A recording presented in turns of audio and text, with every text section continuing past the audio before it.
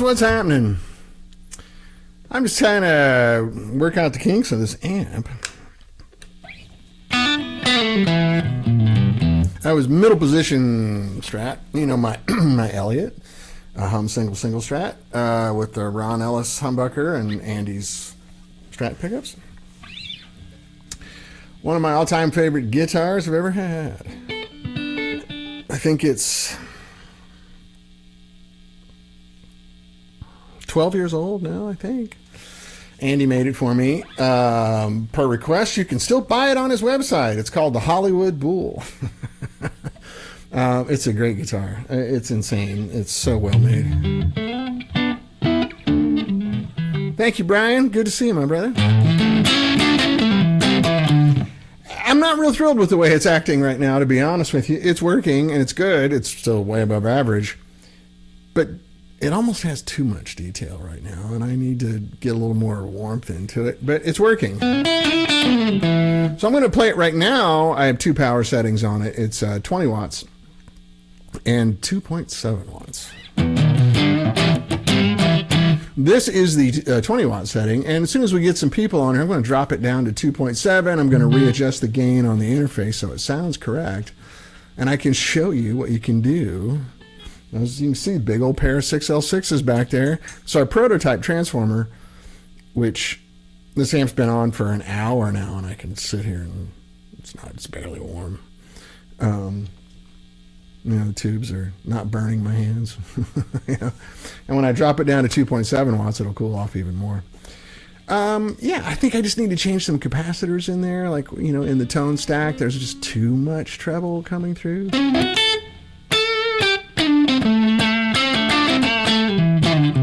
And that sounds fine. It sounds really good, but it's missing some body. You know?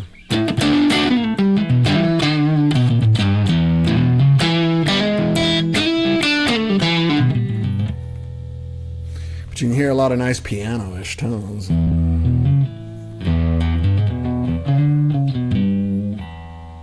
It's working. I've got it just on the edge. Like if I switch over to the humbucker, very Fendery, dirty sounds, right? If I go over to this channel, turn the reverb off, because nobody would ever use reverb in a Marshall, and get me some more British sounds. And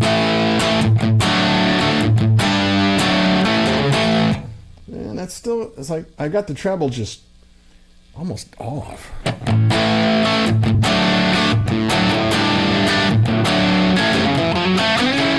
It's kind of weird. I've never seen a power transformer do that. But that's the only change we made.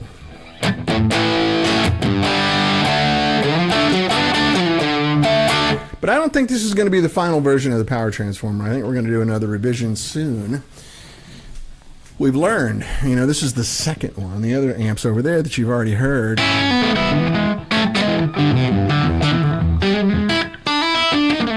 Basically, what this is to prove the proof of concept that we can manipulate electricity in such a way that the tubes are safe and reliable and long-lived and still sound good.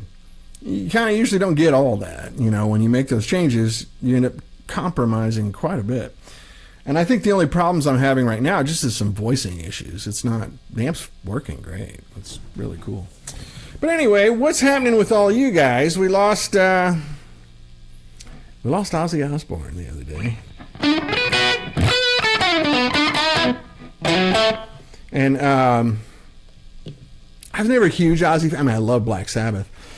I was not an Ozzy guy, you know, during his solo career. Like Crazy Train On sort of stuff wasn't my bag. I appreciated it and I enjoyed it, but I didn't buy the records. Randy Rhoads, of course, was astonishing. And Ozzy gave great performances. Bless his heart. The one thing I like to shout out for him on this is, you know, that last concert that they did, they raised a couple $100 million for Parkinson's research. And I lost my mother to Parkinson's 3 years ago. And then my dad's wife right now is wrestling with some stuff. She probably doesn't want me to say that in public. She's not going to watch this show, so it doesn't matter. But we care about these people, and I care about my dad's wife. And I certainly cared about my mother. So Ozzy apparently Parkinson's was his thing too. And he raised a lot of money for Parkinson's research. So God bless you, Ozzy Osbourne. I sure enjoyed it. I thought his TV show in the 90s was hilarious. It did wear thin after a while, you know, but, you know, he was great. And so God bless him, rest his soul. I think we're better for having a lunatic like that in our life. And Hulk Hogan died. I don't know what to say about that. Bless his heart. Bless his soul. Chuck Mangione, also not a huge fan, but what a great musician. And apparently a pretty nice person from what I heard.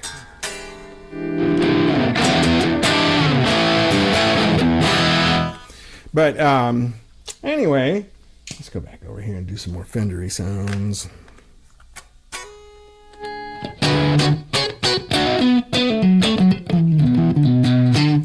And kind of weird, you know,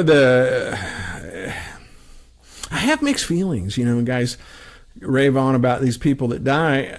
I'm surprised Ozzy Osbourne lived that long, to be honest. The guy partied enough for 10 lifetimes. And if you would have come to me,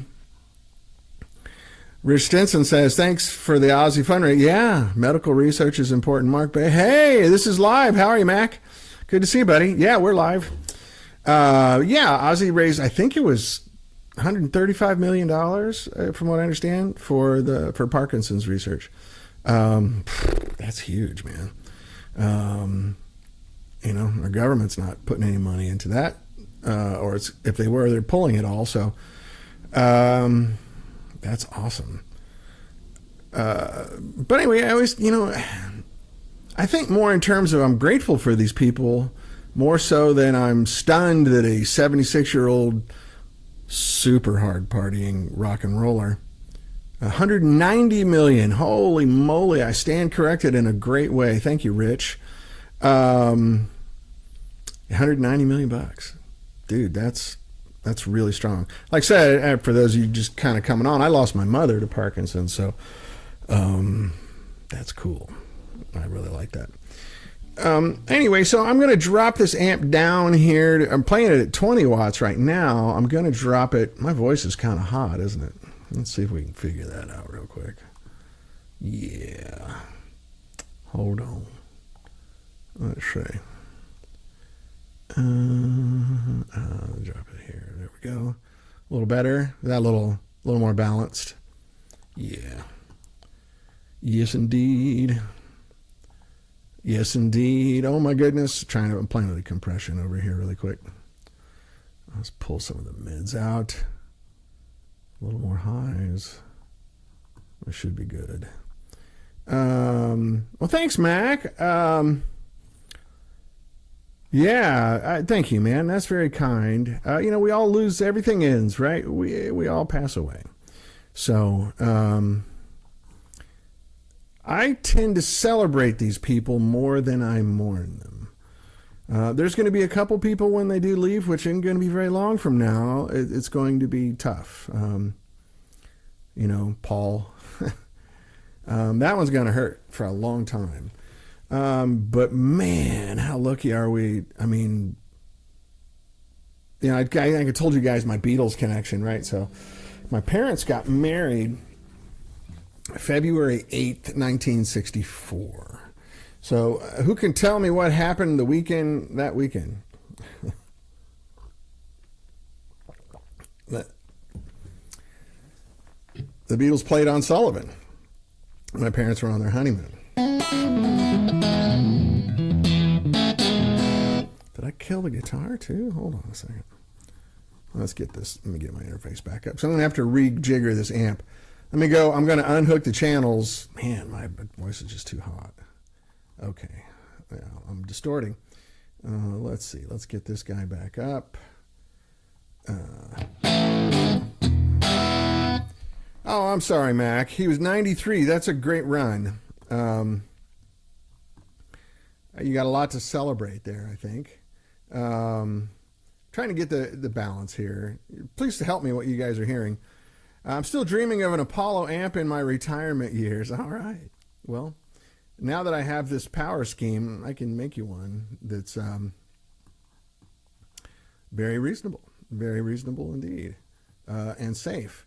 Let's get a little more on the voice. Let's see. How's the balance there? Is that pretty good, or my voice still too hot?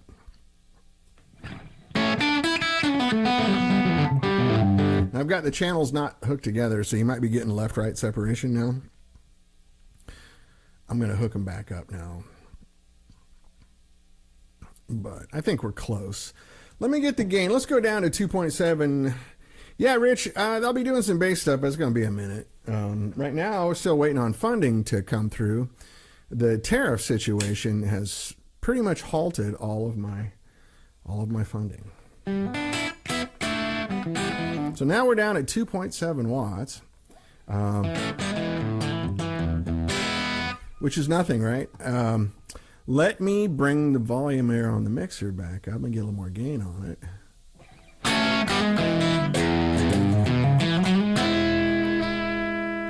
Yeah, that's it. 2.7, man. If you can imagine such thing, a pair of 6L6s running at 2.7 watts. It's kind of nuts. Kind of crazy. Hey, Knut, how are you, buddy? And let's see. They're panned hard. Let's get them all in the center. There we go. Yeah, these interfaces they're amazing, but they're not really designed with live casting in mind. So anyway, now we're down at 2.7 watts, man. That's like the output of a transistor radio, with a 9-volt battery in it, right? Still sounds good, doesn't it? Oh, I'm good, Knut. Thank you, man. What's happening over there? Now, remind me, which city are you in? Are you in Norway or in Sweden? I forget. Pardon me. I apologize. I forget these things sometimes.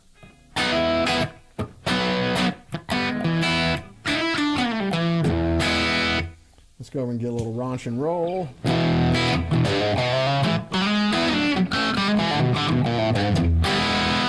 Mac Baker says, dude, that amp has great articulation in its overdriven tones and even at lower volumes. I really like this amp. Thank you. From Norway, moved to Sweden. That's where I got mixed up. Well, I understand Swedish and Norwegian overlap quite a bit. The producer, I want one of them. This actually is not a producer. It started out as a producer prototype, but it's been changed. Hey, Hoss Thompson, get a haircut, you hippie. You're right.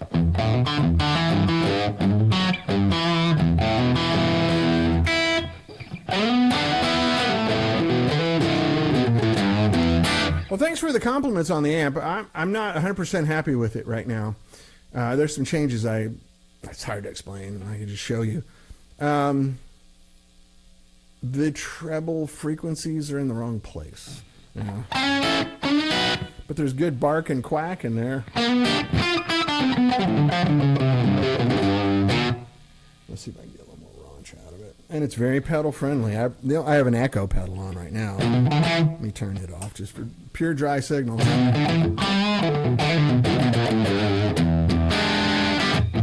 I mean, I have the tone knob like way down.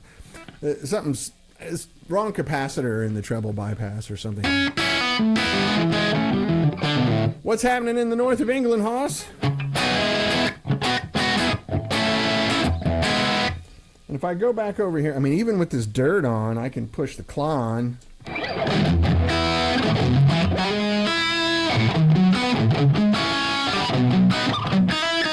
kind of maybe too much dirt. But then here's the rat pedal.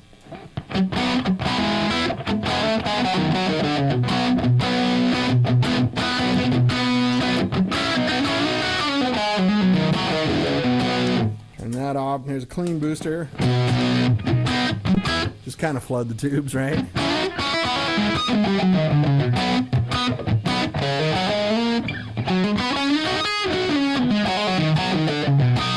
Bruce Egnator. Hey, man. What a nice surprise. Great to see everybody. Great surprise here. Bruce Egnator. One of my favorite amp guys in the world. You know that prototype we did like 5 years ago, Bruce? 4 years ago? I have it right here. I got it back. The guy that commissioned that from you and I apparently got let go. So it was just sitting over at line 6.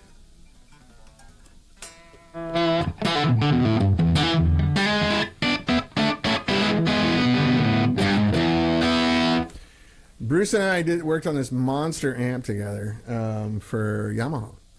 The Yamaha Guitar Group, you know, Line 6 and Ampeg and all that stuff. And Bruce was my co-conspirator on that, and it turned out so good. He built it himself, you know. I just kind of cocktail napkined the idea. And my goodness, what great work he does. Mac Baker says, I agree 100% that the capacitor is likely the culprit. I'm also listening through like high-end studio cans, which are probably brighter than the real world. And I'm playing through an aux box. There's no speaker here, so. But it's, yeah, there's just something's up in the treble. Yeah, use it on. Oh, all right. So this, what you just put up, Erland, is a London on your EP. Nice. Thank you for sharing that. That's cool.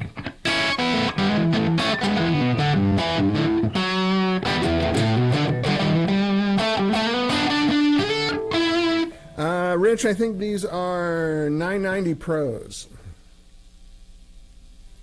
The headphones. Boy, I got some good headphone hair today. I got up early this morning, went hiking, so you got some like rough and ready Dan today. Griffith Park in the morning here is amazing. You know, there's like 40 miles of trails up there. But anyway, yeah, the treble's not where I like it on this. Yeah, Rich, they do sound really good, but I think I'm maybe hearing more stuff than you would hear if I run it through just, you know, out in the room. But it's great for development. Kind of like putting a microscope on things. So, yeah, I'm going to... you're a Focal fanboy. All right. We're going to play with some capacitors. And then I'm going down to Pacific Transformers next week, I hope. I'm going to sit with their engineers. We're going to go for the next version of this transformer. And those tubes are just like, they're not doing anything. It's great. We're going to move forward with this transformer. It's good, and I'm really happy. But like I said, it was just a proof of concept to show that we could drop voltage and supply the appropriate current and all the stuff. But that's way bigger than I need for production. It's only that big because I've got like 5 power taps on there. I'm only going to end up using 2, maybe 3 at the most. So we're going to go for the next step. You know, it says, if you can see it on there, Rev 1, right? We're going to go for Rev 2 pretty soon. And we will hopefully, usually their lead time's a couple weeks. You know, they're just down in Orange County, so it's pretty easy for me to get there or just talk to them on the phone. So Pacific were the guys that made the transformers for Trainwreck. Bogner. They still make them for Bogner. Who else? Divided by 13. A few other really high-end companies. And they're really good. We're not using mercury on these. Mercury's kind of moved on, I guess. I don't know. I'm tempted to go grab a Les Paul here in a second and see what's happening. Anyway, yeah, we're at 2.7 watts, man. How does that sound? Isn't that cool? It's still plenty loud enough to sit around, I mean, like, play with a drummer. Like, it's not quiet at 2.7 watts.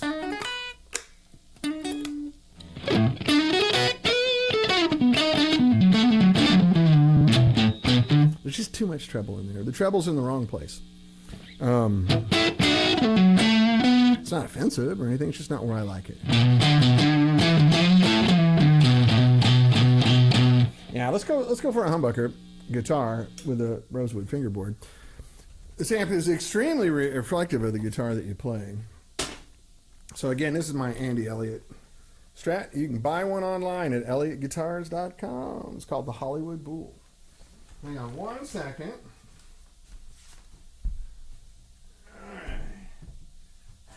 Do it. We'll get a old trusty Les Paul here, the one that you guys know. Max says, generally 6L6s don't sound that punchy or meaty at such lower power. Yeah, I've never seen a pair of full-size tubes running at 2.7 watts. I don't know about you guys, but... let me get this Gibson in tune.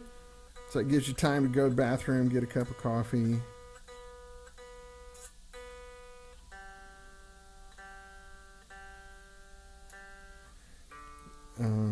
I love Gibsons, and they're kind of home base for me. But god damn, the tuning's annoying. I have locking tuners on this. Fossilized Mastodon ivory nut. I mean, I've done everything I can. I've got, you know, nice Tone Pros wraparound stuff. You know, it's just stupid.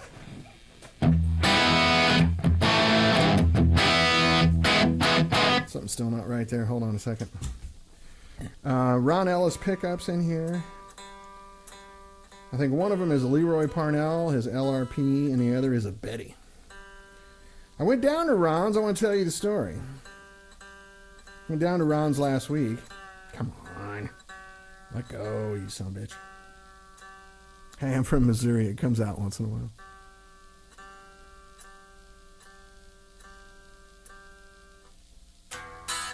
Let's see if this will hold for a minute.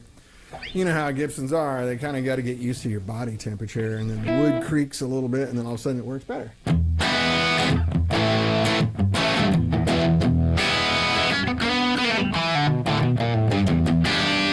What kind of world would it be, says Haas Thompson, if we couldn't laugh at the slipping G-string on a Gibson? It's worth that. Oh, I totally believe it. Yeah. You got to find the G-spot, right? All right, let's give this a little gas. A little bit, not a whole lot, and see what happens.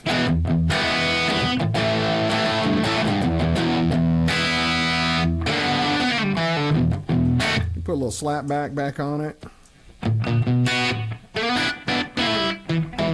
Maybe that's a little too strong. Just for a little texture.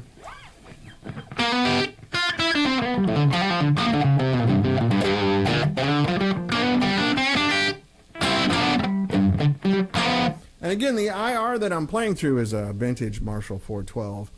Unfortunately, the aux box that I have, I'm locked out of it. It's a loaner from Sheryl Crow's organization, and they changed the password, and nobody remembers what it is. She bought these for everybody during COVID. So remember when they were doing those videos where they looked like they were playing together, but they're all in their respective homes? They were cutting tracks on a shared, Pro Tools session that Peter was managing, and she sent these aux box out to everybody. And so I can't, even doing the factory reset, I can't make it work where I can get into it. And you guys, if you're listening, I can't get through to anybody. So I'm stuck, the other IRs, I'll show you. So that's a Marshall 412. I forget which one is which, but they have a lot of effects on them.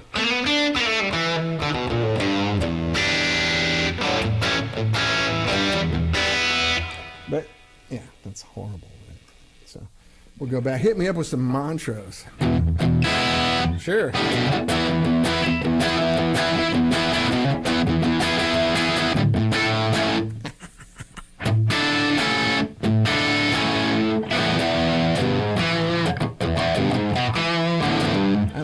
That dirty. Let's throw something on it to make it dirtier. Let's say pedal friendliness here.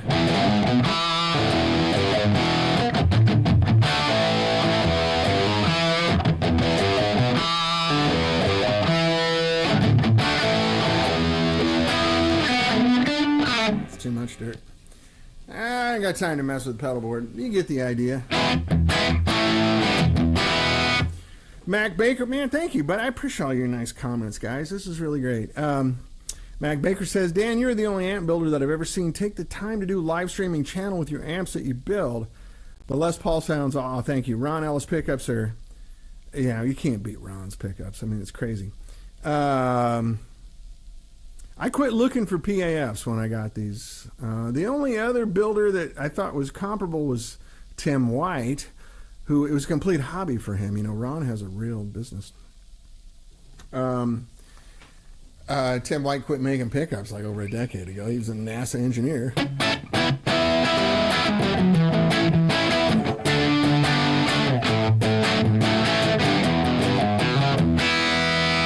Again, I want to reinforce, we're at 2.7 watts. See the switch down here? It's a three-way switch. That's 2.7 watts. Dude, this thing's barely on. You know, that's like a low-cost LED light bulb. So just imagine how long tubes are going to last like this. My guess is 100 years. Bruce Egnator, I don't know if you're still here, but thank you for dropping by. Nice to see your name pop up on the screen. I hope you're well, man.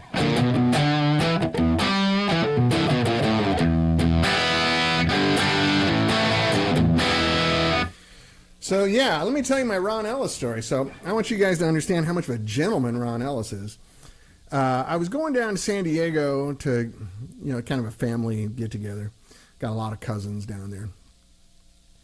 It was going to be a big party, and I called Ron. I went, hey man, can I come by? Hey Randy, how are you, buddy? Amp sounds good. Thank you, sir.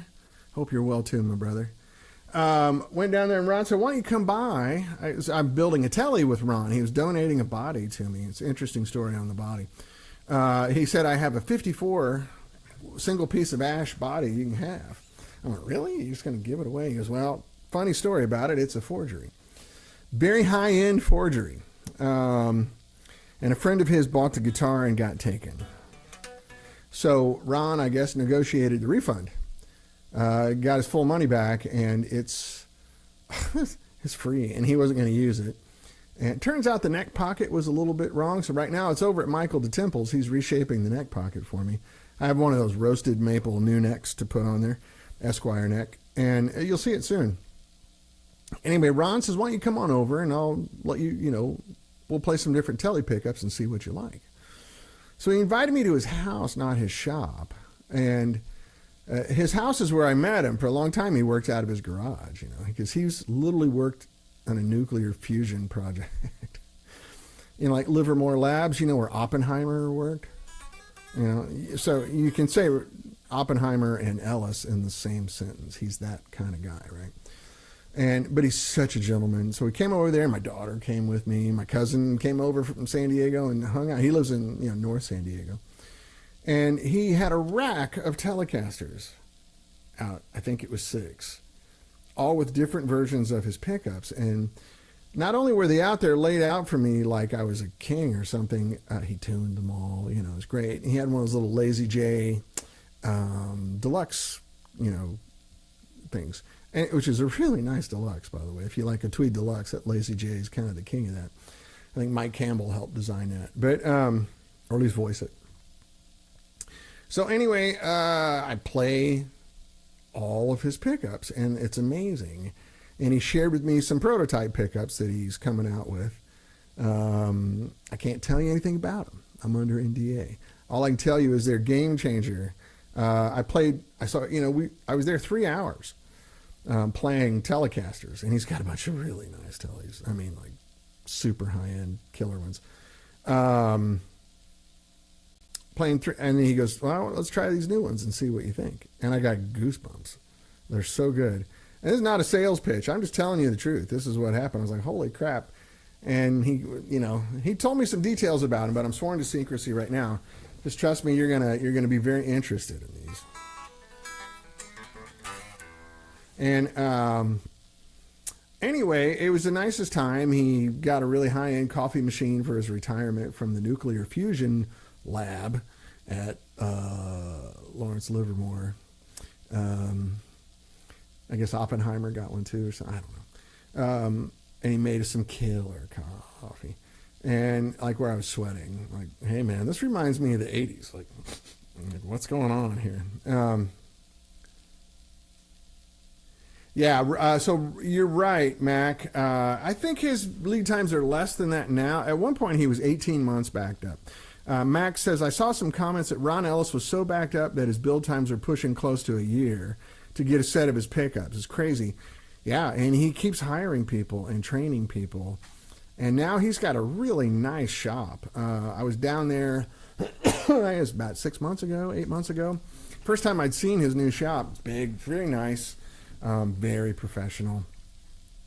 I would guess 1,500 square feet, something like that in the production room. It's a lot of guys.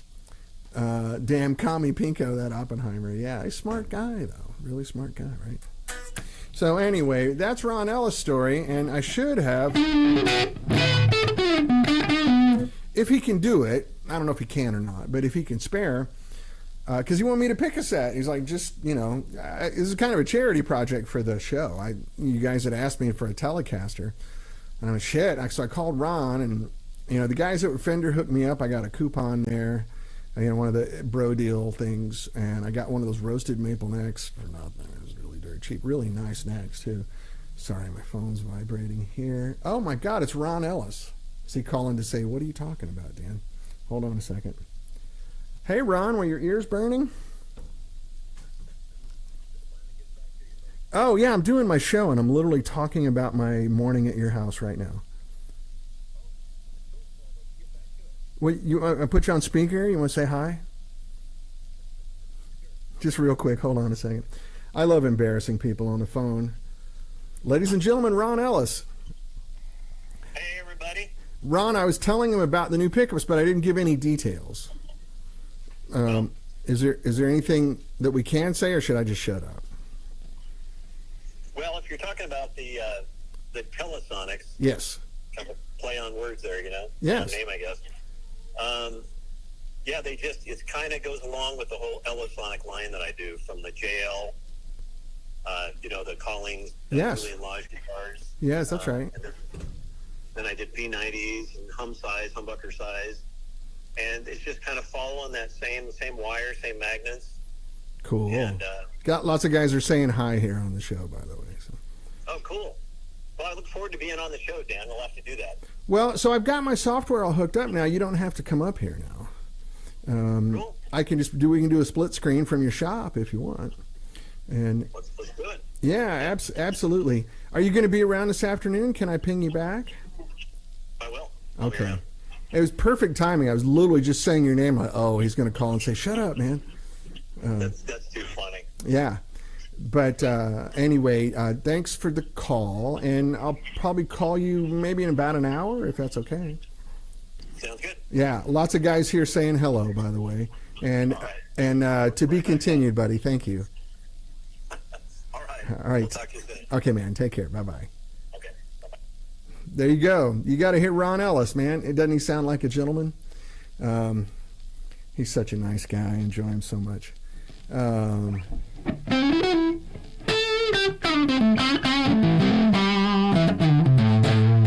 Yeah, man, there's something up with the treble here. It's in the wrong place. It's not offensive. Yeah, so Telesonics. I forgot to ask him what the spelling. Is it Tellis Onyx, or is it TLE Sonics? Oh, we'll figure that out. Anyway, he's getting back to me because we're going to try to finish this telly up. So anyway, let me tell you the story of this guitar. So it's a beautiful, like, you know, butterscotch 54 telly. Yeah, man. Thanks, Hoss. Yeah, he says, I'm impressed that you've gone above and beyond just because we asked for a Telecaster.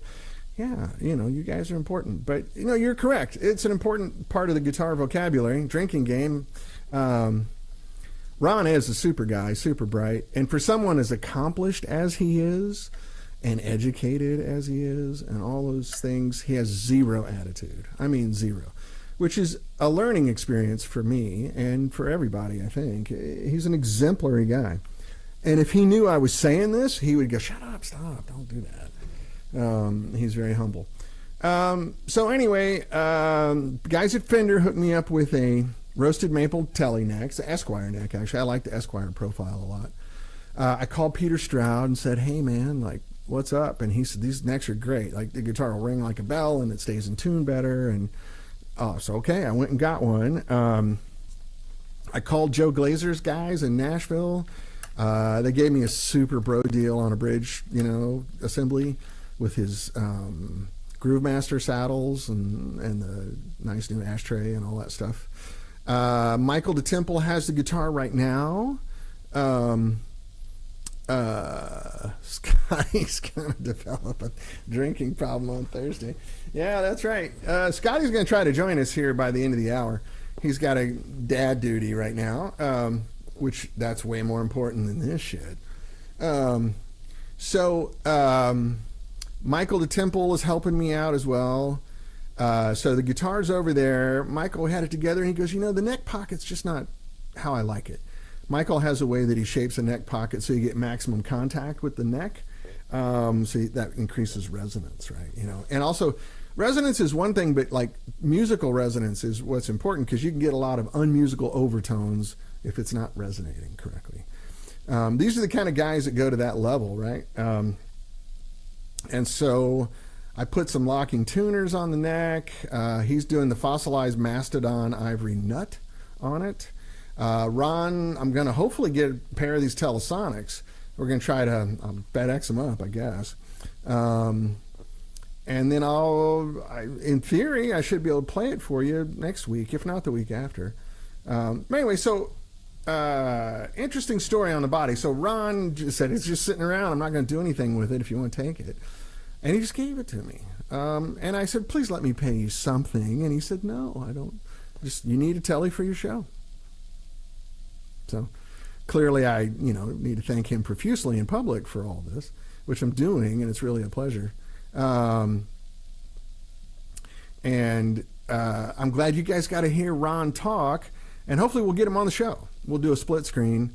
He's just, you'll see, there's not adjectives for this kind of thing. He's just one of those people where you're like, God, I'd learned how to be a nicer person today. I learned how to be more of a gentleman today by hanging out with Ron Ellis. And then his accomplishments and his intellect are just humbling, and it's really nice. And I'd love to share it with you guys. It's really cool. Plus, Ron needs all the publicity he can get. Like, if you want to spend money with somebody that you like and you feel good about, he'd be top of the list, right? Even though his stuff is not cheap.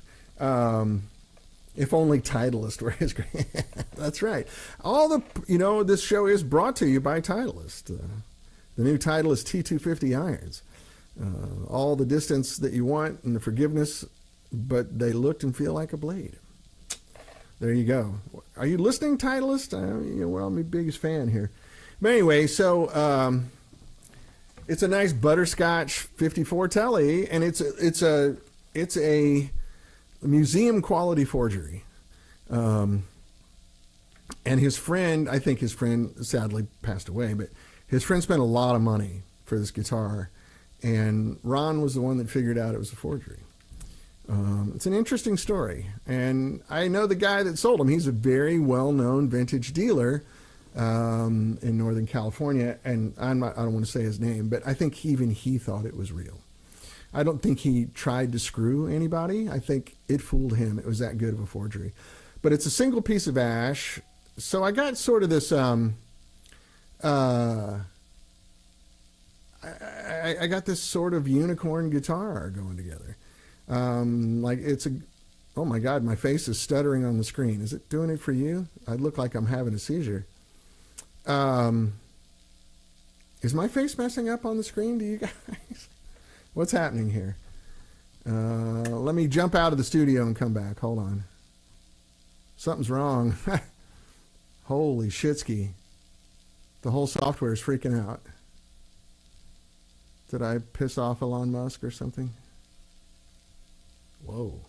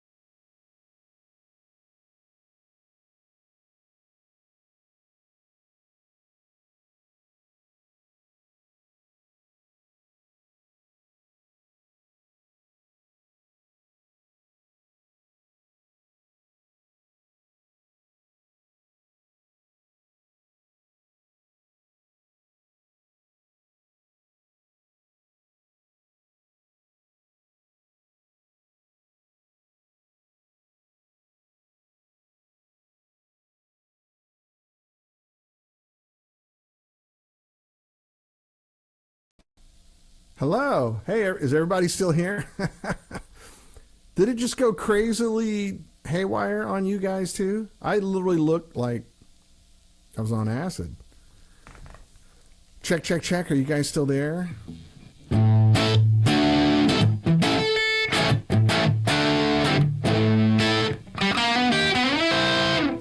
Hey, I'm back. Okay, good. Wow, I don't know what happened there. I've never seen that happen.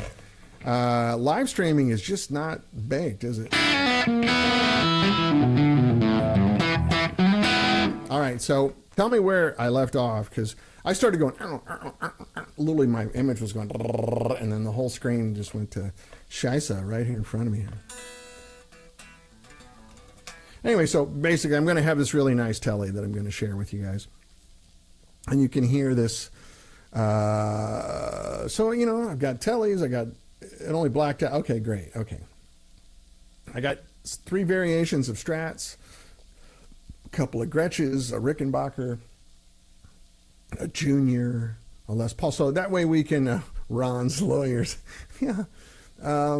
Could be Titleist lawyers. But anyway, so Michael DeTemple's working on it. But anyway, so the neck pocket wasn't completely right. That's what I was getting at. And I think it fooled this vintage guy up north. And I honestly don't think it's his fault. I think he got conned. And it's that good of a forgery. But one of the things that tipped Ron off was the neck pocket wasn't perfect. And it's even got, like, if you know 50s, there's a little bubble on the outside of the neck, you know, where the neck pocket was a little larger than the neck. This guy did everything right. And it has a stamp on it, looks very legit and everything. But the neck pocket was just a hair off. And Ron is such a telly guy that he figured it out. He's got a bunch of vintage tellies and like Underwood tellies and, you know, really super high-end ones. Also, Michael DeTemple builds $9,000 tellies. So he immediately went, yeah, this neck pocket's weird. Why don't I reshape it for... He's got a way that he shapes his neck pocket for maximum contact. So he's doing that right now. So who helped me here? So Joe Glazer and his guys in Nashville, thank you, Music City. Fender guys. I got one of those bro coupons. There's a cat over here. What are you doing, kitty? I got one of those bro coupons. So this neck was like $400. I think I paid $60 for it or something, which is probably just their cost. Roasted maple, really nice fret jobs. Oh, Michael's going to landscape the frets too, because he does fret work. I've never seen fret work like this. This guitar will be for sale for $10,000. Speaking of selling, before I forget, I'm going to sell that little Marshall I used here for an experiment. You know, their little plexi, 20-watt plexi. I'll give you a really good price if you want the tubes that came with it. I'll give you a not great price if you want the Mullard vintage tubes that are in there now. Contact me if you want. Yeah, Mac, you'll be thrilled. Yeah. Send me a bill for the pickup. Sure, yeah, you can send a bill. That's fine. I don't know if I'll respond to it or not, but you can go right ahead. Anyway, so the guitar will be ready in about a week or so. Who else? So Joe Glazer. Oh, Glendale, the guys in Texas, you know, Glendale Teleparts. They sent me the really thick neck plate for it, which is great. What else? Yeah, and then Ron's Telesonics, which I got to figure out the spelling on that so I can show you. What are you doing? What are you doing, the crazy cat? My daughter found this cat, little alley cat. You can see her up there. She's a lunatic. I have 4 border collies here, and they're all terrified of this little tiny cat. Look how little she looks, like a kitten. She's not. She's like 3 years old. Anyway, so it'll be, you know, like the Danicasters. This will be a Ronicaster. And hopefully maybe we can get Ron on that'd be perfect timing, wouldn't it? We'll get Ron on when I'm doing the show, and he can explain these pickups to you. I know what's inside of there somewhat, but he didn't even tell me the whole thing. He's being very cautious because he's getting intellectual property and everything. It's a new kind of magnet, new kind of wire, new kind of construction, and dang, does it sound good. I play a lot of classic riffs because that's where my reference pieces in my head. So you guys have heard me do the, let's go back over here. Hold on a second.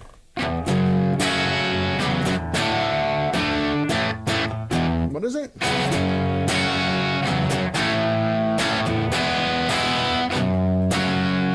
That kind of thing, right?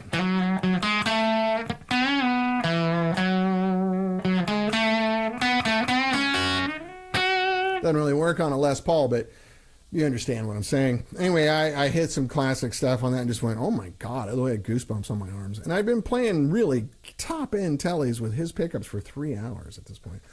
And he goes, all right, let's check this out, right? And I lost it. So anyway, yeah. Let's see. Get a little more. So I'm happy to expose you to it. So let me tell you the value proposition of buying. His pickups are expensive, and I can tell you why they are. He can tell you better.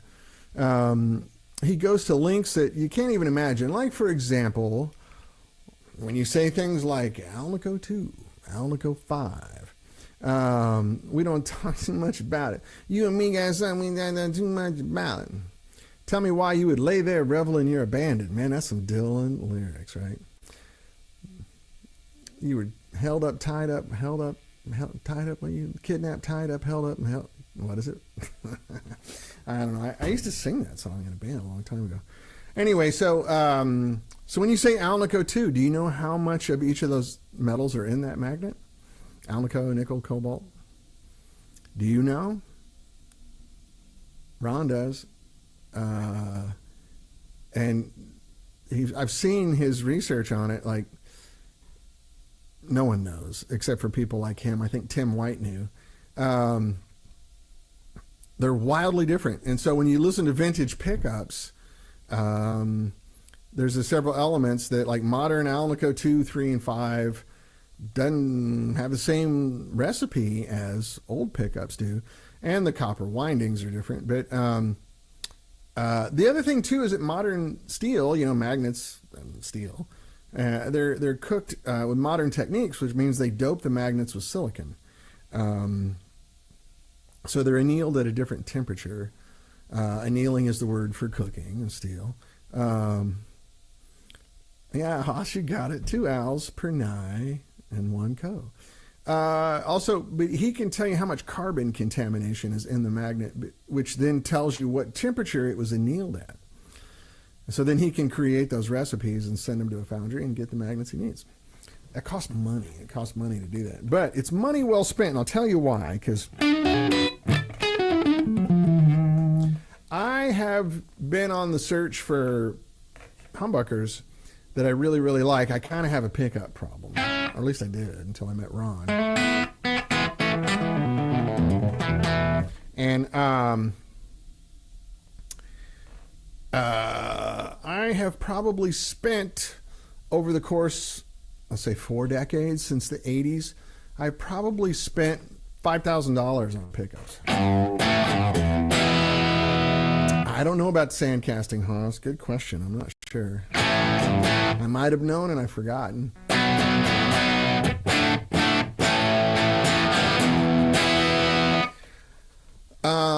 Anyway, so getting a set of Ron's pickups are expensive, but I'm probably going to be the last humbuckers you ever buy. And while their prices are higher than normal market right now, they're kind of almost like triple, definitely double. It's money well spent. Like, you'll go broke saving money for decades, unless you just like changing pickups around. It's fun, and I get that. I like to do that too.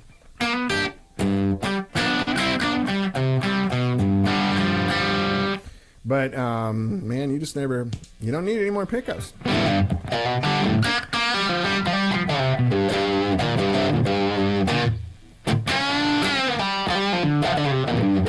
So these are the Leroy Parnell, I think, or no, this is the Betty. I can't remember which one is which. I don't care because they sound so damn good. But it's been like 12 years, maybe more, 15 years.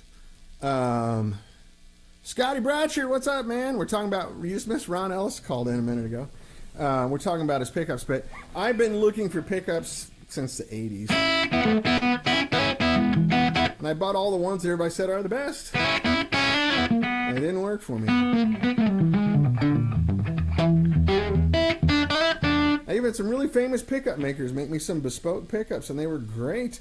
But there's always just something not there, you know. I don't know if you can hear it, but like the harmonics on this line up and stack so nice.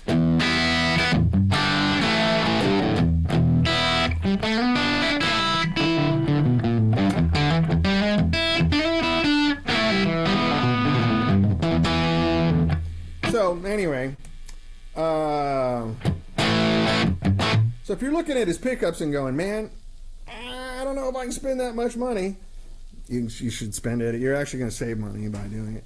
And I'm not giving you guys a sales pitch. I'm telling you the truth.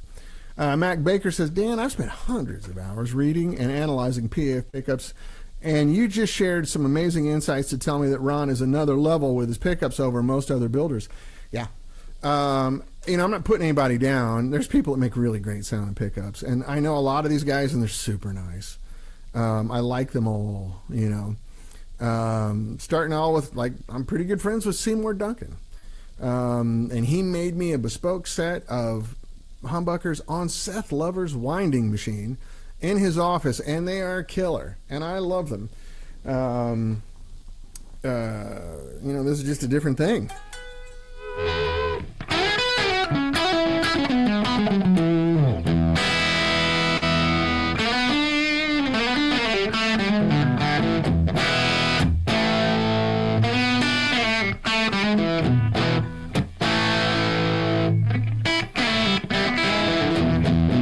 But Mac, I didn't know all those details until Ron explained it to me, because he's a pickup guy. He's a really great guitar player, and he's a connoisseur. He's a real connoisseur. He's got some of the nicest guitars I've ever played. Oh my God, it's 12:55 already. I'm going to go ahead and shut this off. You guys get the idea. It's work in progress. Next time you see it, I will have got the caps, the treble caps where I want them. And possibly, I'll give you, that's not even hot. It's barely warm. I don't know if you guys are familiar, but like, you run these amps, the transformer will burn your hand. And it's just fine. I mean, no discomfort. It's barely warm at all. What are you talking about, Kitty? What are you complaining about? no crazy cat. Let me put this guitar up. Hang on one second.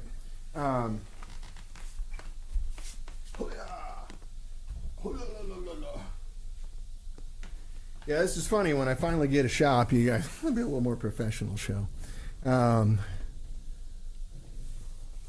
Eloquent. No, that's not right. It would be a shame if someone used that word for having a large amount of words at your command. Eloquent. No. What word would that be, Hoss? I don't know. So, yeah. So, anyway. Gosh darn it. I lost the thread. I'm old, tired. I got up like at dawn and went hiking in Griffith Park today. Which was amazing, and I feel great, but I do need a nap. So anyway, pickup maker. Oh, yeah, the content of, I didn't know any of this Mac until Ron explained it to me. And when he said it to me, it was like forest for the trees. You know, I went, oh, of course. Why does no one talk about that? I think most guys don't know the difference. You know, Alnico 2, 3, and 4. A lot of times just have to do with sort of the Gauss of the magnets and stuff. But you can, you know, when you have a 3 elements in a magnet, you can arrive at this end. Kitty, come here, you little nut job. So yeah, Ron, he explained everything that went in there. And he does it in a way that makes perfect sense. And he's very humble about it. And you're sitting there slack jaw going, what? And he's just nice, you know, nice as can be. We'll get him on the show and we'll talk about it. And he's a very humble guy. Even if I kind of push him to say, hey, Ron, you know, let's brag a little bit. He doesn't do that. He's a real gentleman, which is cool. It's really cool. Anyway, so that's fun stuff to look forward to. Anyway, so back to 65 amps. The reason I haven't been talking about it much other than sharing these prototypes with you, and it's moving slow because I ain't got no money. You know, we've been on the precipice of very large financing several times. Yeah, I like Haas Tonto talk. Guitar, sound nice. Many moon come, man, play guitar. We've been on the precipice of a lot of money, almost $1 million. Many times right now. So, for example, 3 weeks ago, I was on a call with an attorney who's helping us out. And he's holding his phone and he's going like this. Do you guys use copper? Yeah, transformers. Yeah, there's now 50% tariff on copper. So maybe it's a good stopping point. Let's just hold here for a month. There's a word for that. Rhymes with duck. I can't think of what it is. But, so we're trying to get, you know, going. Mac, I will promote heavily, yeah, when Ron's on the show. That's a good thing to mention. Thank you. Yeah. And there will be a recording of it that you can download if you want. I get a lot of people asking me to do more of a podcast kind of thing with guests on it. And I'm thinking about it. You know, I'm not really a podcaster guy. I say a lot of inappropriate things. I have a funny accent from the Midwest, kind of a mix of a Southern accent and a Midwestern accent, and I don't know if I go over really well or not, but I'll try. So, camera's not working. Lights aren't good today either. Look at that. What in the heck? Anyway, so go check out Ron's stuff. He makes pickups for pretty much everything. He makes great Gretsch pickups, you know, Dynasonics, and a lot of different Strat variations that are all killer. And Randy Kraft. This is the Reverend Randy Kraft, by the way, everybody. Say hello. Podcasts are the haven of inappropriate things. Randy's also the cool Reverend. You can say words like shit and stuff around him. He doesn't think there's an old man in the sky who's going to get mad at you for making sounds with your mouth. Yeah, I don't even think I'm that inappropriate. I'm just not mainstream, I guess. I cuss words slip out of my mouth sometimes, and some people are really sensitive about that, and I'm not, but I certainly respect when people are. I'm more interested in your actions than your words. There you go. Randy says, I do the theme song for Moonshine Jesus. So there you go. If you guys don't know Randy Krath, check him out. He's a super guy. Been a customer and a friend for a long time now. Good guitar player, great songwriter, makes a lot of great music. So anyway, yeah, I'm going to leave here in a minute so I can call Ron Ellis back. So what do you guys have on your mind? What can I'm going to let you drive the conversation here for a little while. Scotty Bratcher, I'm glad you're here. I think it's kind of late for us to have you jump on. Maybe soon we can coordinate where you can come on and play. Does that sound okay? I'm just going to run out of time here shortly. I'm sorry. When you and I start talking, a short conversation for Scotty and I is an hour. So I'm going to sort of pass today. Sorry, buddy. Anyway, yeah. So let's see. You're driving still, so it's all good. Oh, right on. Well, pay attention, man. Pay attention, especially if you got your son in the car. Be good. Let's see, I'm going to turn some of this stuff. Does that change better? Hey, look at that. Almost looks reasonable. Our last phone call was 3 hours. Yeah, Scotty's got good social skills, man. He's fun to talk to. Not to mention, Jesus Christ, have you heard him play guitar? It's good stuff. It's really good stuff. So anyway, I'm going to get Ron on. I've been pinging Peter Stroud to come on and play. If you guys have been paying attention, go to his thing. Cheryl, after all these years, decided to incorporate her band into her whole thing. So often on these records, the guys on the road were not all the dudes playing on the album. She didn't really have a band, it was just Sheryl Crow and her band. Now she's decided she's had to change her heart. So they are a unit, Sheryl Crow and the Real Lowdown. Mac, we could find you another one of those little Elvises. They're around. Don't worry. You're not stranded. It's okay. We'll help you out. Anyway, Sheryl Crow and the new Lowdown, and their new songs are great. And you can tell she wrote them with the band. They were writing songs with the band. Peter and Audley and all those guys. Like it's a group effort, and it sounds very different, and it sounds really good. It's kind of riff-driven guitar stuff. So with Peter Stroud and Audley Freed playing guitar in a band, you got a hell of a lineup there, and it shows. It's really good. It's a nice change of tack for Cheryl, and her voice sounds great. She sounds rejuvenated. Being in a band, as we all know, is invigorating, to be in a band. The synergy of all your minds and hands together is really nice. And then he's got his other band, Close Enemies, with, Tom Hamilton from Aerosmith and Tony Brock from the Babies. And they just throw down rock and roll. It's so good. Audley Freed, Audley, not Audrey. Audley Freed. If you're not familiar with Audley Freed, he was in a band in the 90s called Cry of Love, which is like a mix of Jimi Hendrix and the Allman Brothers. It's so damn good. And Audley's a great player, like seriously great player. So is Peter, right? And they're both from Greensboro, North Carolina. So it's been like their lifelong, they've known each other since they were kids. And so they finally get to play together, and it's good. It shows. It's really fun energy. And they're both really tall, lanky guys. Peter's like 6'3", 6'4", and I think Audley's an inch or two taller than him. So then there's little bitty Cheryl, who's like 5'2".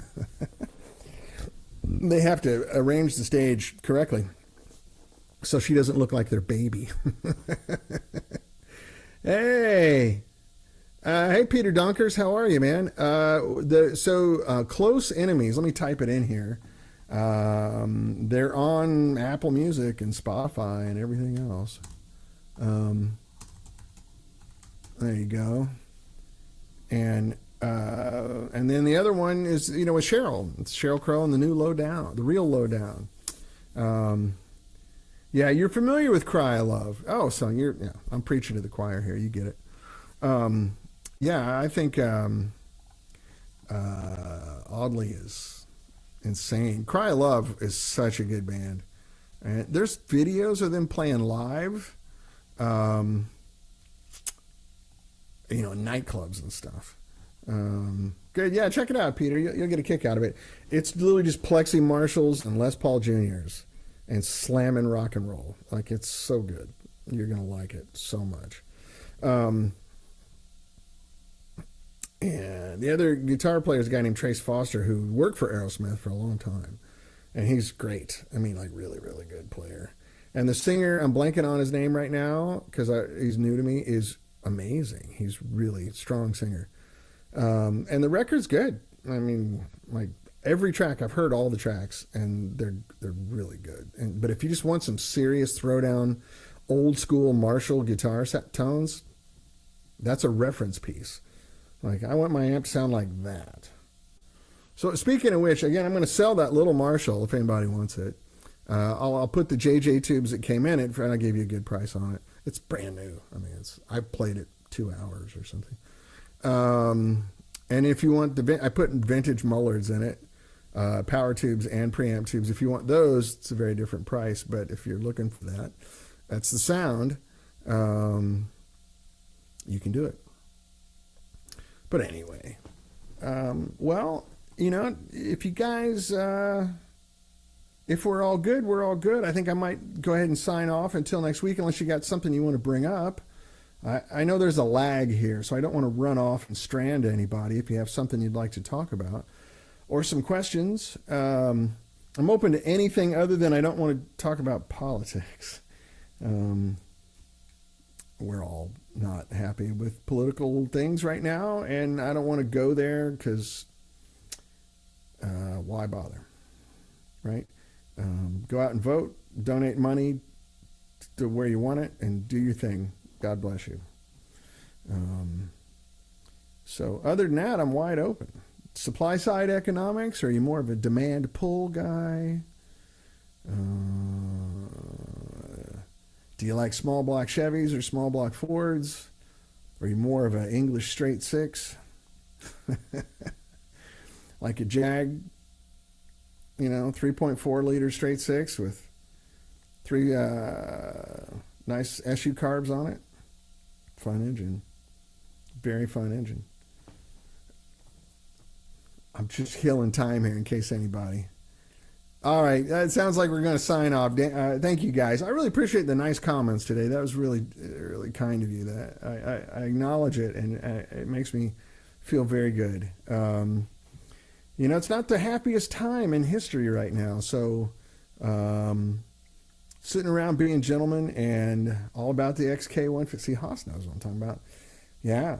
The 3.4, the 3.8, and the 4.2 all have different strengths and weaknesses. But yeah, same block. Bigger bore, bigger stroke. Yeah, the world's kind of unhappy now everywhere. Social media probably contributes to that quite a bit, I assume. So I think it was Socrates, or was it Plato, who said, fuck that. Just fuck that. That's one of their lesser known writings, but yeah, that's kind of what they said. Anyway, yeah, I want to start getting some of these guys on as guests. I think Randy Kreth could come on and talk to us about some stuff. Hoss Thompson, you guys met a couple weeks ago, who's hilarious and awesome. My buddy from the north of England. I love all of Britain. The people in the north of England have a special thing about them. Their sense of humor is great. Their accent is great. It was Kant. Yeah. There's a Monty Python song about that. So that's funny. And then Peter's going to try to come on. We'll get Ron Ellis. I'd love to get you guys to meet Michael DeTemple. He's the last of the masters that are here in LA. I mean, I've never met anyone on his level. And he's got some stories. Oh my God. I mean, like, he'll tell you the story about, he lived at the Big Pink House in New York with the band, Bob Dylan. And he played in Bloomfield's I mean Butterfield. Oh shit! Now I'm mixing up. It's one of those two. Bloomfield's Blues Band, or it was the Butterfield Blues Band. One of those two. He played with a later incarnation, Rick Danko's band, but he worked with Martin Scorsese on The Last Waltz because those guys were all partying so hard. A lot of the recordings weren't very good, and Michael had all their gear, so he went in and overdubbed a lot of guitar parts on there. There's a story about how Neil Young had a huge coke booger, and how to turn on notifications for when you go live. If you subscribe to my YouTube pages, you'll get them, and I think you can follow me on Facebook. So there's my personal page, just Dan Boole, and then there's the 65 amps page. So you can follow either one of those, and then there are two YouTube channels. One, they think they both say Dan Boole, but one of them is really 65 amps. And you can subscribe. It's a free subscription. I'm not asking for money. I hate that. You like my comedy? Give me $2.99 a month. Like, yeah, okay.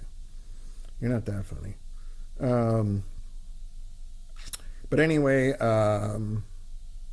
yeah, just follow me, and you should get the notifications. Also on the fans page, I try to put up a notice. I don't always do it sometimes, but I need to get better about it. Once we get rolling and have money, I have budget for a real social media person. So, Scotty Bratcher says, don't stop Michael Branson. So Neil Young had a coke booger hanging out of his nose, and that lady, I'm blanking on her name. Yeah, my daughters are in college, Mac. It's crazy. Who's the lady that edits everything for Martin Scorsese? Has forever. I'm blanking on her name. In LA, this would be a crime to forget this name. Actors are so important. Movie people are preeminent here. But anyway, she had to go paint out 24 frames a second, right? Paint out this little coke booger for his whole performance. I think it was like a week of just painting out a coke booger on celluloid, and then they could make a print of it where he didn't have this huge coke booger hanging out of his nose. I think that's funny. I mean, I know funny. That is funny.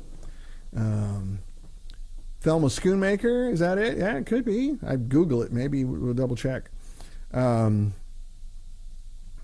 Yeah, man. Scotty says, I cut you off, Scotty. Levon had a great quote for Marty when they tried to cut Muddy Waters from The Last Waltz.